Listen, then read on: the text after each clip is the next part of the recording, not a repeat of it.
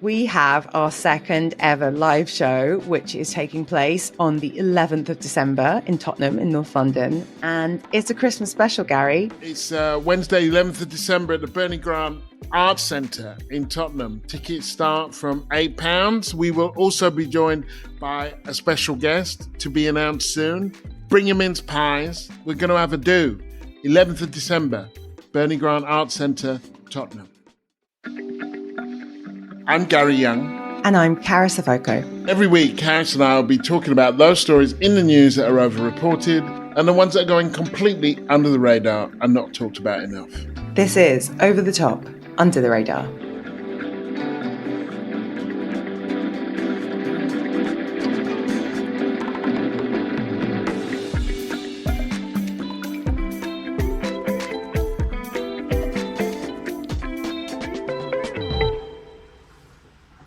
So how you been? I've been good. Trying to transition out of, pumpkin spice latte season is nearly over, Gary.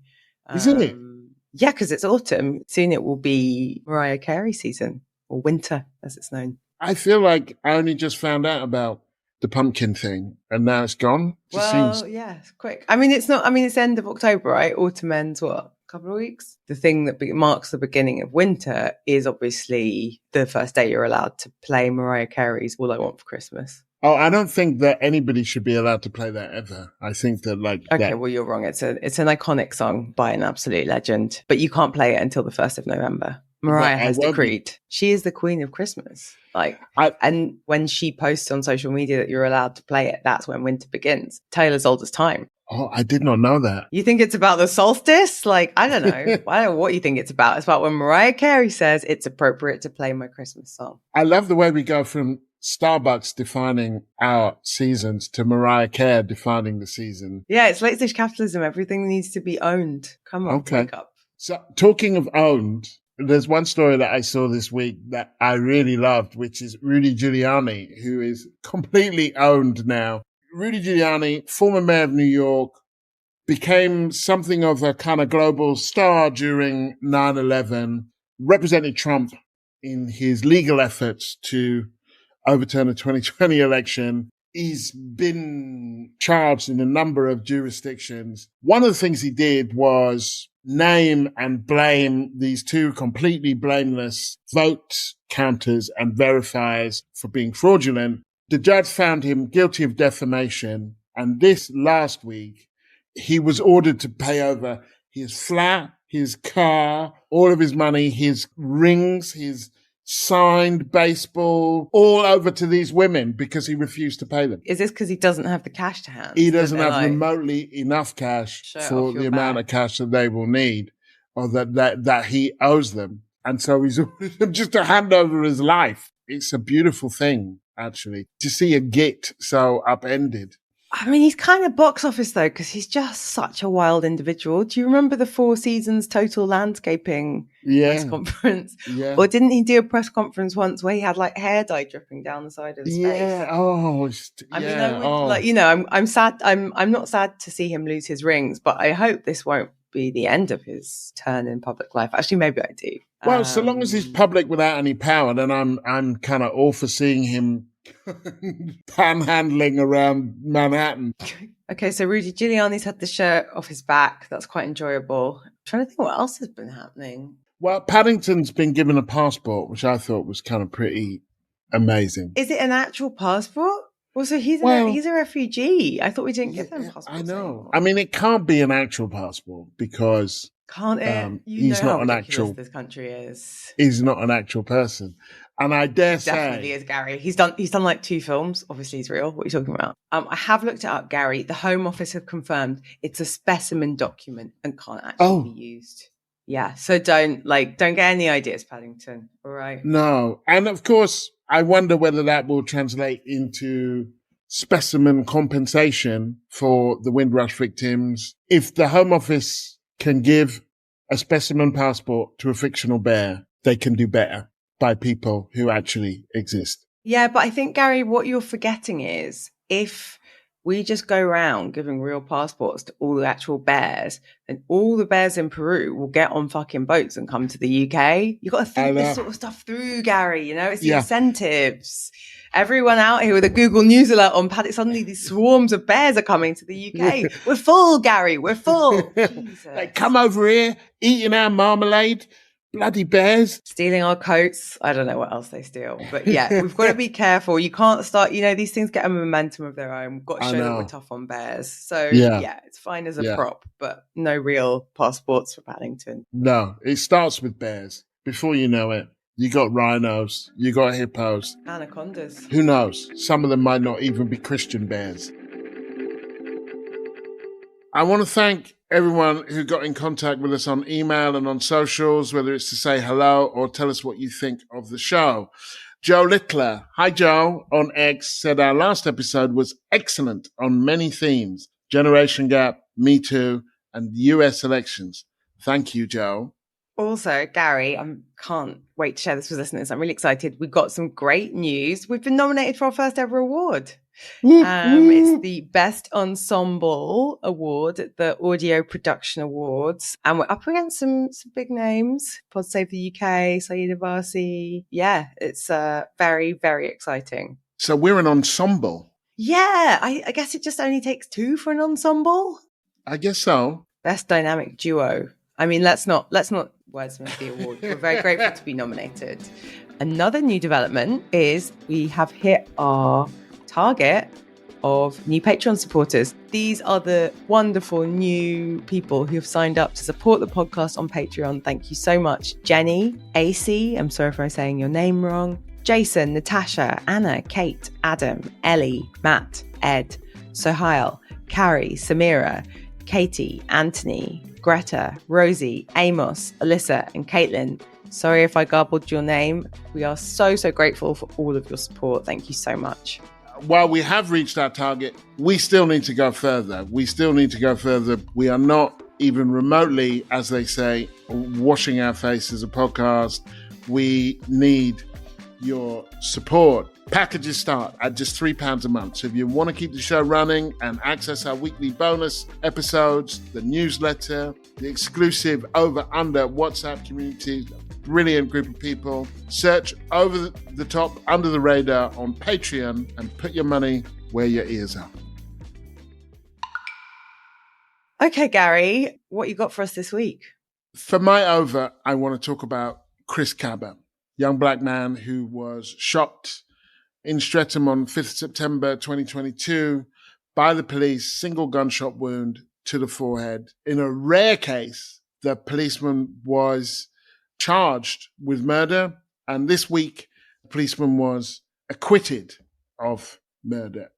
After the acquittal, it has been alleged that Kaba, in the car that he was in when he was shot, there were letters and a passport belonging to two convicted gang members, and that CCTV footage shows that Kaba, had been involved in a shooting that those two gang members had been involved in. And it's that post-acquittal reporting that I think has gone over the top. It's one of those ones where I wonder if it polarizes people on race lines. It felt very gratuitous. I picked up a copy of the Metro. We had 2 pages about every supposed criminal activity Chris Kaba is guilty of, when the reality was he was unarmed, boxed in by police cars and shot in the head. The officer apparently claimed he wasn't aiming to shoot him in the head. But yeah, this idea of who deserves access to justice, that's not how justice works. I think it is visible to at least black people in the UK, the way that black men are demonized to legitimize how they've been treated by the police, whether that's Mark Duggan or Sean Riggs or Chris Kaba. I think there's a real problem with the Metropolitan Police. And there are, at this point, multiple inquiries and reports that back that up, that it's sexist, it's racist, it's homophobic. And we weren't on the jury. We didn't sit in on the court case. But the verdict does reinforce this idea that the Met Police can act with impunity. No police officer has been convicted of murder. I think maybe one in the last 40 years has been convicted of manslaughter.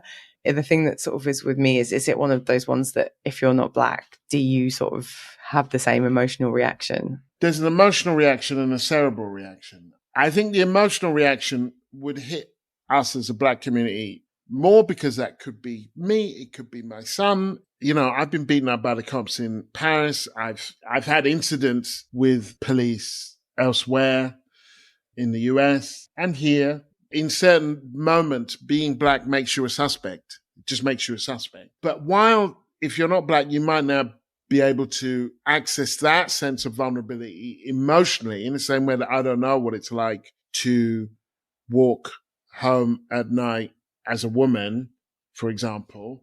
I think cerebrally, it shouldn't be too hard to imagine, particularly when a framing and a framework is out there for the notion that this police force is not always working in our interests and sometimes working against us. I'd hope it wouldn't be too hard to access cerebrally, if not emotionally. Yeah. And I mean, there's the Jean-Charles de Menezes shooting. It's not only Black people who have been on the receiving end of the worst of the Metropolitan Police's culture and behaviour. So yeah, hopefully it isn't elite. I do think the sort of thing I thought when I saw all of these articles about Chris Kaba's alleged criminal past was like, so someone's job at the Met is to pull together a dossier of like why this guy that's been killed, like this young man that's been killed, is a wrong-un and sort of like, you know what I mean, nudge, nudge, maybe deserved it. Like CCTV footage was released from a nightclub that he apparently was involved in shooting up. Like I have no sense if half of this was even ever legally proven, but so someone is sat putting together a dossier of like Chris Kaba is terrible. I mean, maybe they just reused the one that they'd hoped to use in court, but there's something about that just feels quite sinister and grim. The shooting that he was said to be involved in took place in Hackney, where we both live. I have no more desire to be shot than anybody else. I have a real desire for me and my children, my family, my friends to be safe, to live in a safe community. Because often the charge in these things is like, yeah, well, you know, it's all right for you. And actually, none of this is all right for me. None of this is all right for us. But if the Metropolitan Police is serious about wanting to put a stop to the kind of violence that we do see in our communities, they will need the trust of our communities. And when they shoot us when we're unarmed, when they stop and search us because we fit a profile, when they understand those in our communities who have mental health problems as immediate threats, then we stop trusting. And when we stop trusting, all of us are less safe. So there is a virtuous circle and a vicious circle here. And while it's more difficult to map the virtuous circle, the vicious circle is pretty clear. When we feel mistreated by the police, we are less likely to engage with them, to work with them, to cooperate with them. We are the community, the Black community is the community that feels least safe. For this to work, there has to be trust. And when things like this happen, there is no trust. I think it's also worth saying that you can muddy the waters by kind of releasing information about someone like Chris Kaba, but the reality on things like stop and search, this was an armed police officer that killed Chris Kaba, and thankfully most police in the UK don't carry firearms. But we do know that the Met Police and police forces in the UK disproportionately stop and search Black people, including young children. And so it is not just a feeling of not being safe or not being trusted. It is provably a reality. Yeah, it just feels like the wrong energy from the Met Police's point of view. Maybe read the Casey report and deal with the horrific sexism and homophobia that is apparently also institutional, just like the racism. You talked about the way things have been reported. Obviously, journalists have certain restrictions when they're reporting on court cases. What would you like to have seen that you didn't see in the coverage of Chris Kaba's killing? This is one of those things, once this information comes to light, they have to handle it with great care. And I'm not convinced that they did. During a trial, you can only report what is said in court. And once a person is charged, and before a trial, all you can say is that they've been charged. the reporting of the trial is already set. But after the trial, journalists have a decision to make about how much of this stuff that's released is relevant. I think most of it is not relevant, given that the policeman didn't know. Any decent amount of reporting while the court case was going on would have found out some of these things about Chris Kaba. What we know about Chris Kaba now is that he got shot in the head at the end of the trial. Oh, he had all these affiliations. What we could have done with knowing more about him is who he was as a person. That doesn't reduce him to those two things. You work on a piece for the end of trial, and that piece would have made him a person, not a metaphor, not a caricature, but a whole person. So my under the radar is, it's not something that hasn't been covered, but I think the coverage itself is not quite telling the whole story.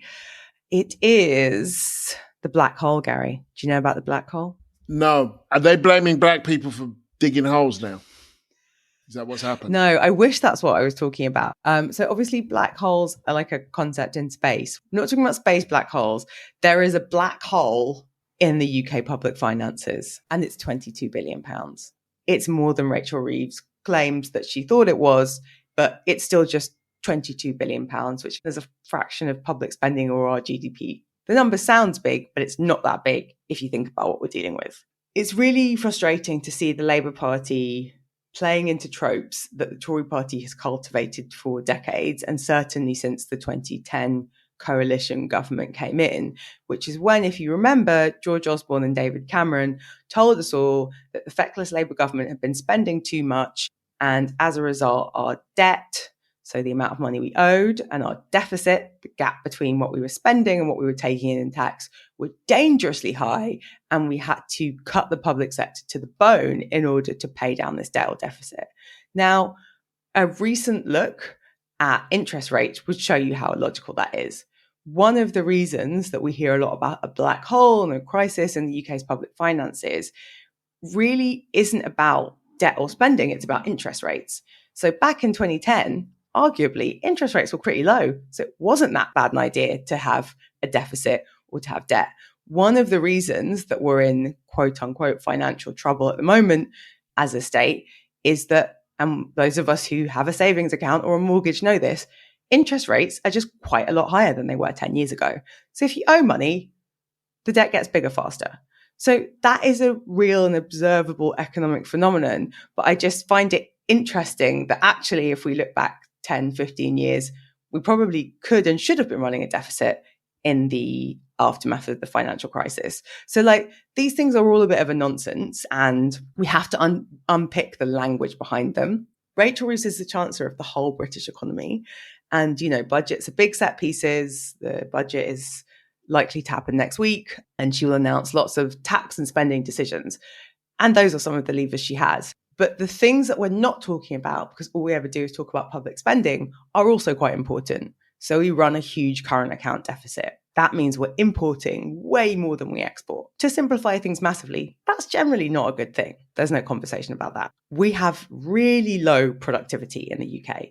Some of the lowest if you compare us to our peers. That's a problem. That hinders growth. That hinders how effective our economy is. It's part of why the public sector costs us so much. When we're talking about black holes, we're not talking about that.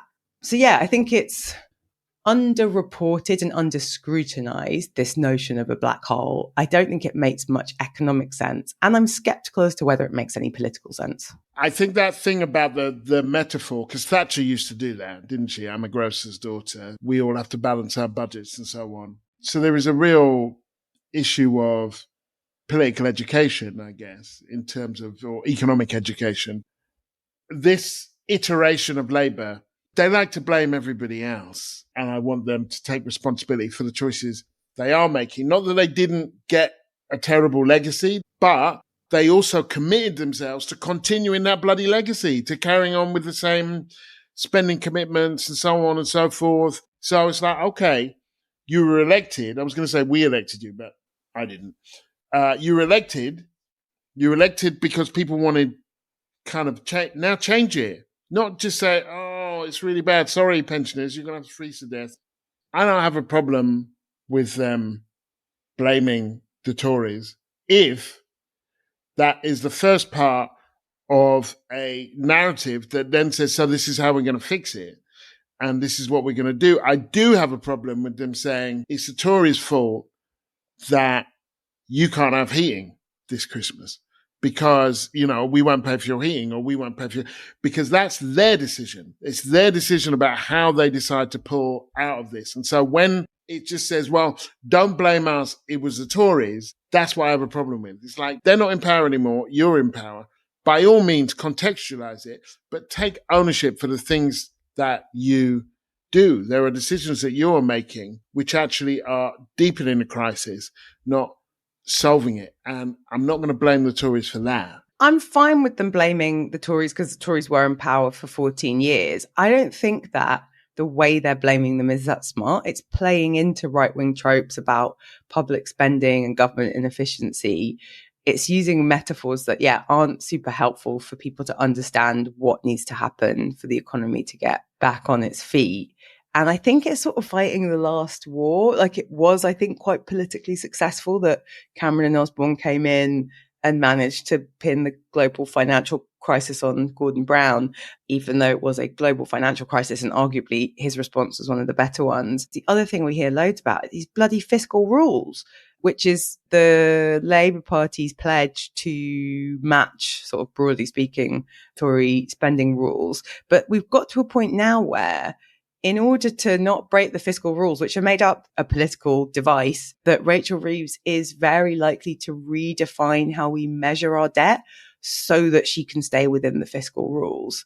And it's just that weird sort of thing where you're distorting definitions and twisting. Well, I said I couldn't buy any new clothes in October, but does it count because if I order it and it gets delivered on the 1st of November, just make good decisions.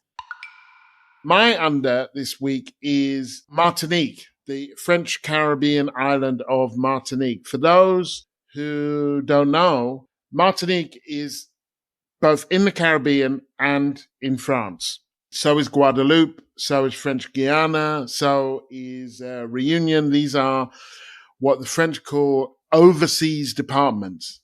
Martinique, Guadeloupe, Réunion, French Guiana, they are as French as the Ardennes or the Dordogne or Normandy, politically. And one way to imagine this, if you're in America, would be to think of Hawaii, which is an American state, the 50th American state, hence Hawaii 5-0, and is actually further away from Washington, and it's also in the Pacific, further away from Washington, I would add, than Martinique and Guadeloupe are from Paris. So there's been unrest in Martinique, and it broke out early September. It's been going on for 6 weeks. There was a curfew there. There have been protests, roadblocks. The airport was closed. Cars are burned. French, they know how to do a riot. And it's because of these significant disparities in the cost of living between mainland France and its overseas territories. In Martinique, people pay about 30 to 40% more for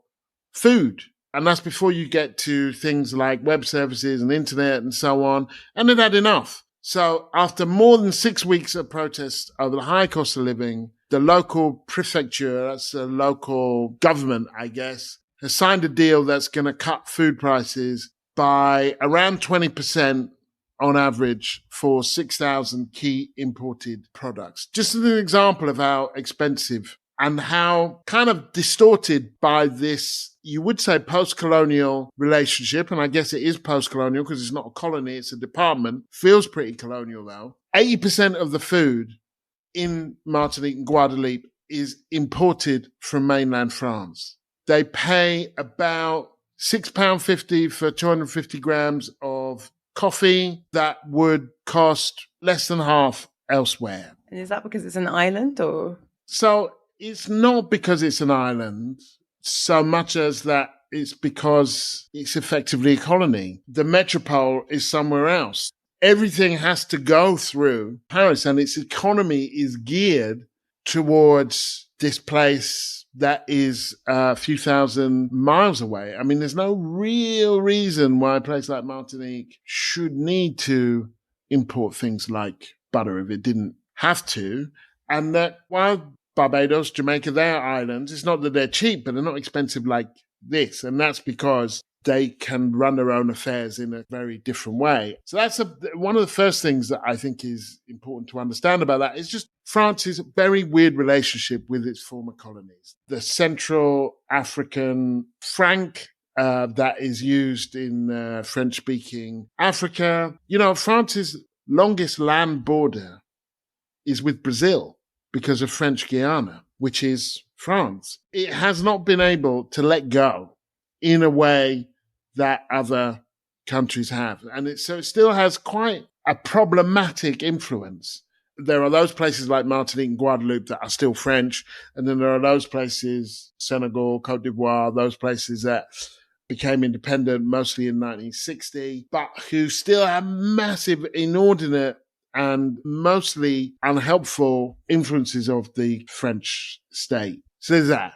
Moving on from that, the illustration of what that lived experience is like in a place like Martinique. I've never been to Martinique or Guadeloupe or French Guiana, although I hope to. But that sense of, you know, I read an autobiography by Claudine Taubira, who was a government minister. She's from French Guiana, and she was a presidential candidate. And she talks about when they're at school, one of their first history lessons starts with our ancestors, the Gauls. You know, Martinique was the home to Frantz Fanon, Aimé Césaire, to these kind of giants of Black philosophy and arts and thinking. So it gives a sense of what that lived experience is of like, to be in the Caribbean, but not exactly of it, to be of France, but not exactly in it. And the final point, which without fetishizing riots, they can make a difference. I hadn't heard anything about the riots in Martinique, so it's definitely gone under my radar. I think this idea of does the term post-colonial make sense in a French context or even any context, I think that's quite an interesting thought. Yeah, we could do a whole podcast on the involvement of the French state in West African countries like Burkina Faso, Senegal and Cote d'Ivoire. And certainly I didn't know that Martinique was a colony, but I was vaguely aware of its existence.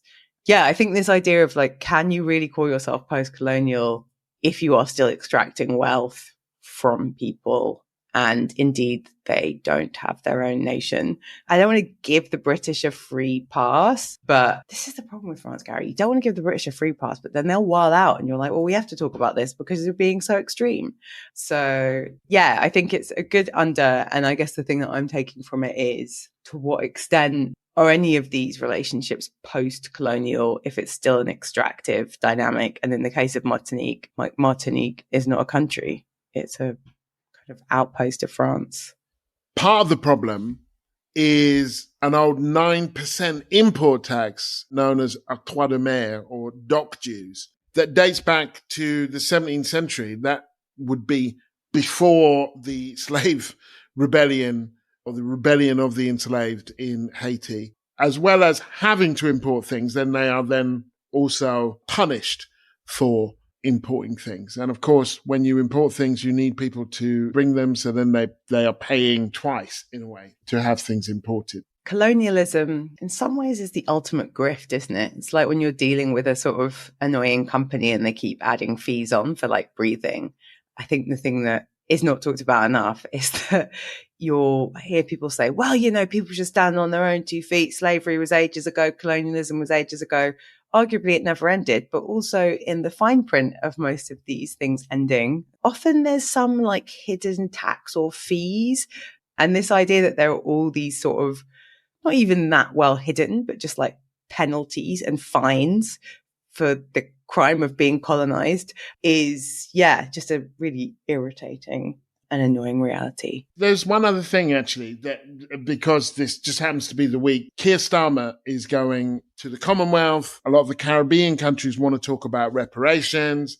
And his line, which is particularly rich during Black History Month, is, I don't want to talk about the past. We need to focus on the future. And it's like, yeah, do you not think if you paid us back for the stuff you stole, that might help us with the future? like the JD Vance debate with Tim Walz when he's like, did Trump lose the 2020 election? And he's like, I'm focused on the future. And you're like, okay, so that's dodgy. I know. It's like, and do you think the future is not in some way related to the present and the present is not related to the past? If we're going to have a future that's worth talking about, you might have to give us some of our shit back. There is a willful inability to kind of metabolize that element of our past. But the final thing, and it's a question that I would like to ask, not so much to you, but to any of our listeners out there who know this stuff, and I've studied some of it a bit, but I'd be interested to hear, particularly if there are people in Martinique and Guadeloupe. This is an open question. It's not a kind of mocking question or a challenge. I'm interested in what are the barriers to you being independent? What is the thinking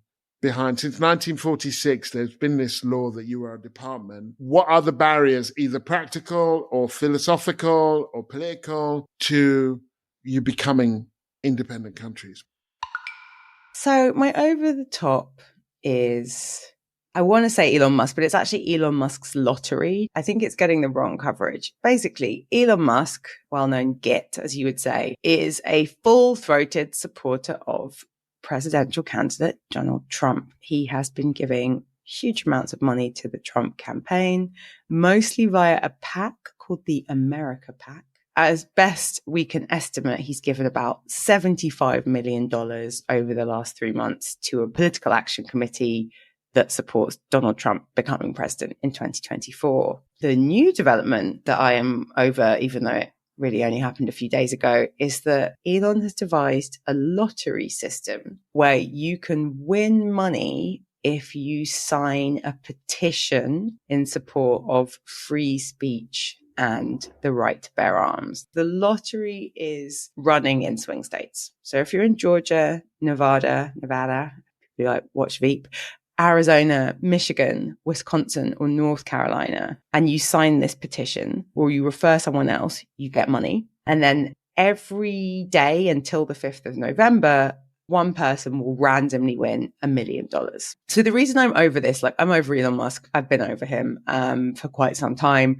But the reason I think the coverage for this has gone over the top is there's a lot of focus on this lottery and whether it's legal. But I don't think that is the most important part of the story. So I have two competing thoughts that I'd be interested in your opinions on. The first is a little bit like Kemi Badenoch. I think Elon Musk likes attention because, you know, he's giving on a huge scale. He's not the biggest Republican donor. I believe that is a gentleman called Timothy Mellon, who I think is kind of getting more towards the $80 million mark. So like, he's not the biggest donor, but he is a big donor and he's one of the noisiest. And part of me is a bit like, he's doing this stuff for attention. He's literally like flown to Pennsylvania. He's handing out giant checks. So I feel a bit like, oh, he's a bit of an attention whore. He bought a whole social media platform. He gets a lot of free promotion. Should we be writing up everything he does?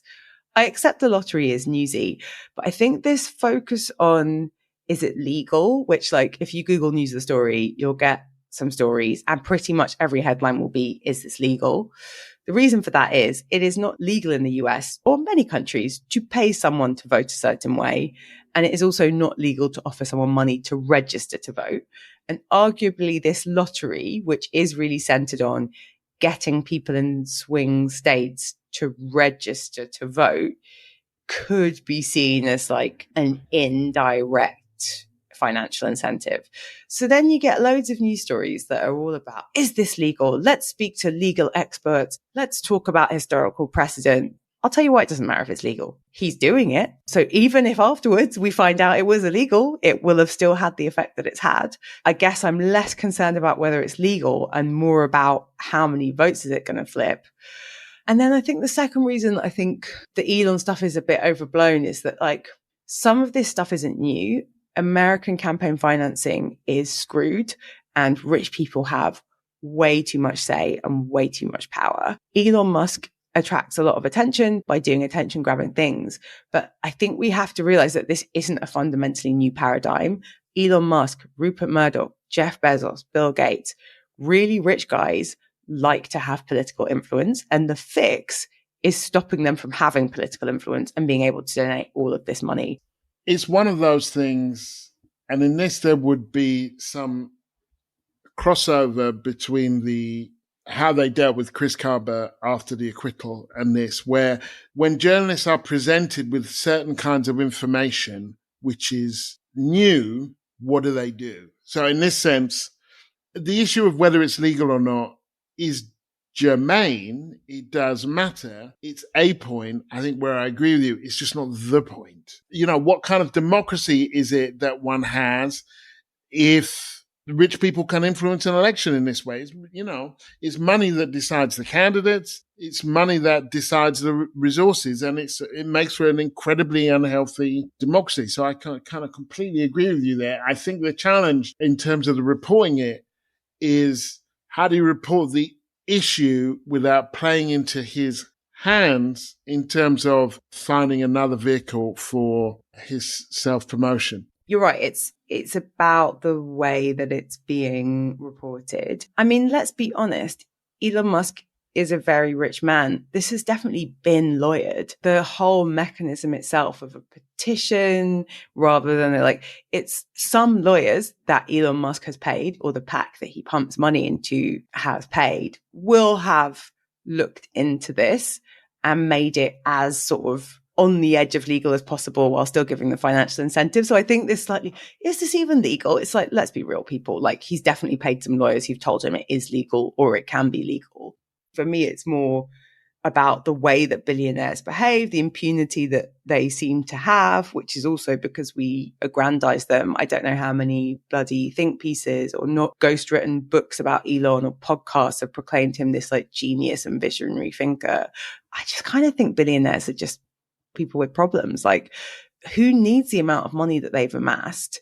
They're all obsessed, rather than fixing social problems, they're all obsessed with going to bloody space. And I think the thing that is, for me, an important thread or thing to not lose about Elon's lottery is it is an example of how a lot of the Silicon Valley giants, the companies and the people who lead them, approach the law and regulation, which is, this is optional. I'm going to do what I'm going to do, and then we'll see what happens. In a sense, they kind of have understood the system. If you're rich and powerful, do what you want, blag it, and sure, eventually the courts or the laws will kick in, but then you've already done your thing and made your money.